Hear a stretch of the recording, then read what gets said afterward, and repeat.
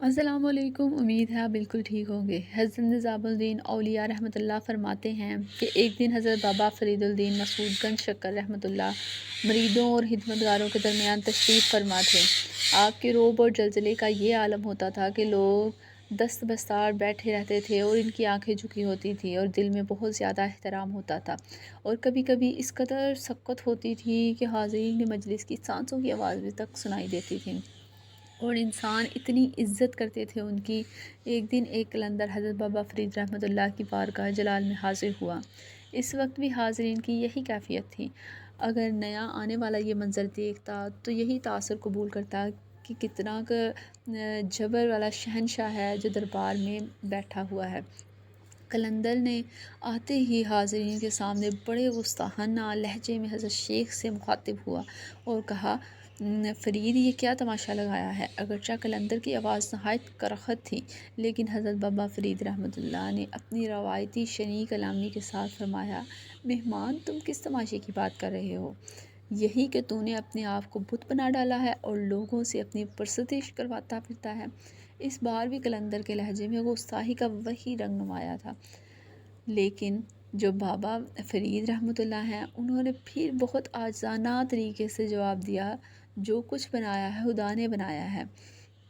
پھر قلندر نے انتہائی گستاخانہ اور کراہت کے ساتھ یہ کہا کہ نہیں، تو نے خود اپنے آپ کو بت بنوایا ہے اور لوگوں کو کہتا ہے میری پوجا کرو۔ لیکن فرید گنج شکر نے پھر کہا کہ ہرگز نہیں، جو کچھ بنایا ہے اللہ تعالیٰ نے بنایا ہے۔ دنیا کو کوئی شخص اپنے آپ کو کچھ نہیں بنا سکتا، مگر حق تعالیٰ اپنے بندوں میں سے جسے چاہتا ہے سرفراز کر دیتا ہے۔ قلندر نے ایک نظر حضرت بابا فرید رحمۃ اللہ کے چہرے مبارک کی طرف دیکھا، کچھ دیر کھڑا رہا اور پھر بآواز بلند کہنے لگا، شیخ آپ کے صبر و تحمل پر ہزار آفرین، جب تک دنیا باقی ہے یہ تحمل باعزت رہے۔ یہ کہہ کر وہ قلندر چلا گیا۔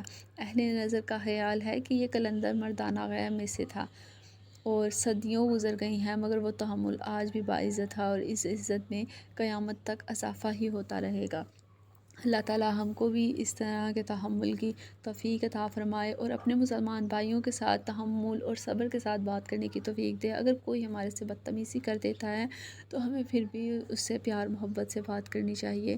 آج کل کا دور ایسا نہیں ہے کہ آپ کسی سے پیار سے بات کریں اور وہ بھی آپ سے پیار سے بات کرے، لیکن اسی دور میں جو ہے ہمیں اپنے پیارے نبی کی سنت پہ چلنا، اور ہمارے پیارے نبی بھی بہت محبت اور بہت عزت سے بات کیا کرتے تھے، اپنے چھوٹوں پہ شفقت رکھتے تھے اور بڑوں کی عزت کیا کرتے تھے۔